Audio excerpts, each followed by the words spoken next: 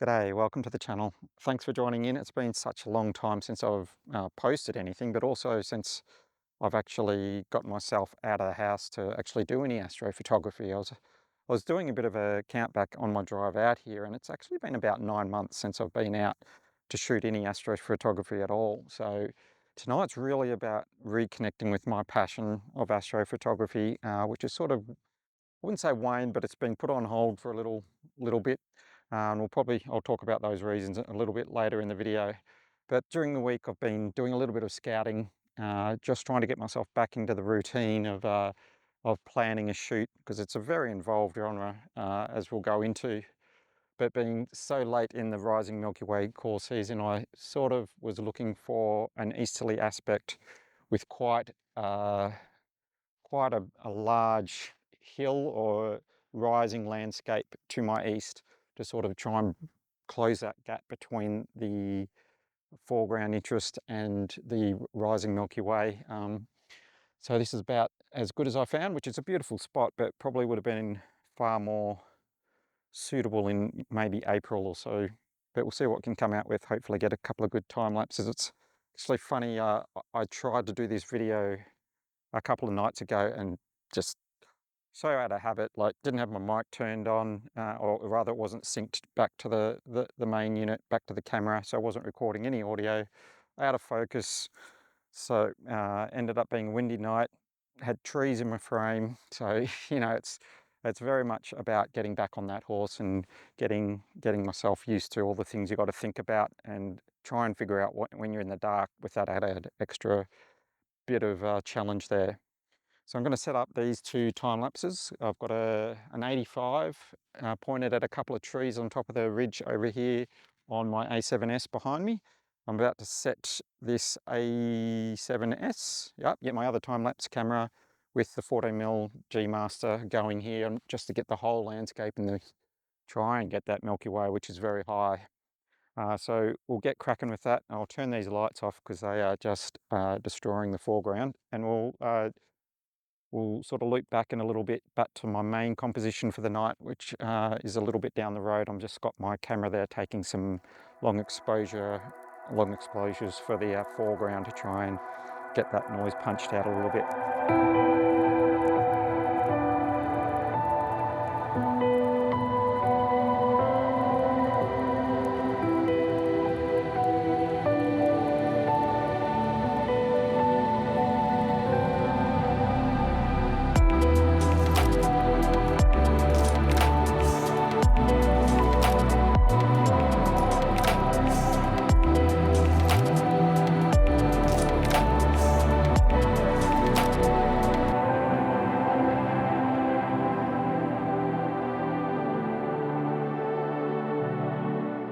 So this is going to be my main composition of tonight, with any luck.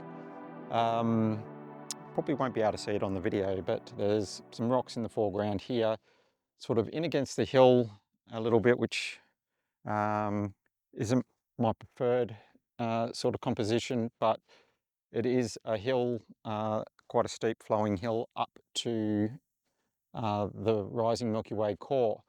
So talking of, been a little bit out of practice, um, I set this to go to take four-minute compositions or 4-minute long exposures, so I can stack them and knock the noise out in post-processing.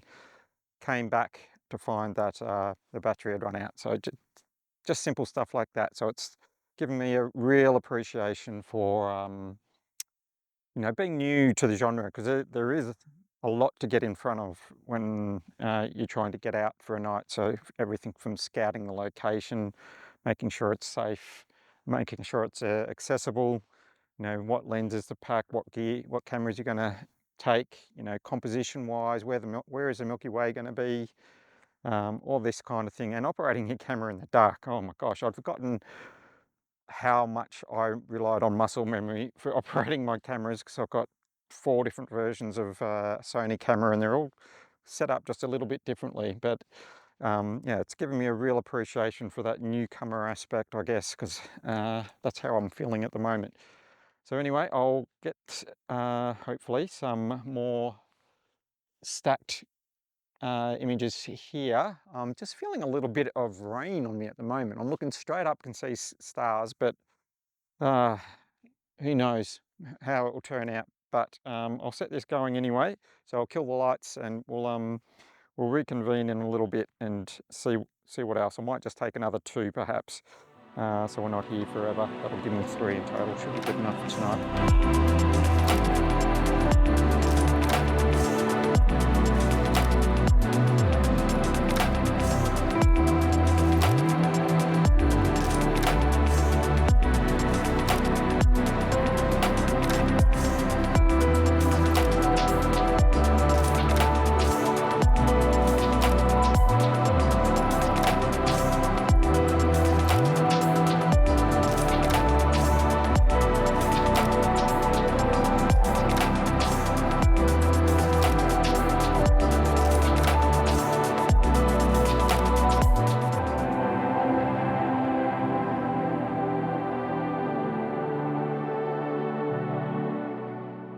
Been a real welcome back to astrophotography tonight has been. It's been quite a sort of turbulent night. I was just up the road before taking the foreground shots, and I decided I'm going to have to move because there's just too many trees around me to be able to get a clean series of shots for the Milky Way. So tried to climb down the embankment and I've whacked my knee on a log that I couldn't see in the dark, and I'm like, oh, who wants to do this? And then I look up and I see a shooting star go across the sky and I'm like, oh my God, that's awesome. And I'm like straight back into it. It's just, yeah, all over the place really. So challenge for me now is to try and get my MSM Nomad tracker here aligned so I can get some Milky Way shots before this large embankment of cloud that is starting to move in from the west comes in and spoils my night. So, you know, really coming back to that, you know, seeing everything through newcomers' eyes again, and just really big kudos to anyone who gets out there and has a crack, especially those who are getting out there and producing videos and things like that on the regular to share with others, to share that experience, because it is quite an undertaking. I'd really forgotten how much is involved in doing it. But really, that's probably going to be it for the video tonight. I'll do a time lapse of me trying to set up this star tracker and do a bit of time lapse sequences and hopefully have an image to show, but we'll see how that goes.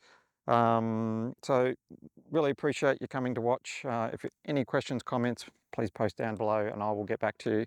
Until next time, whenever that will be, yeah, clear skies, happy shooting.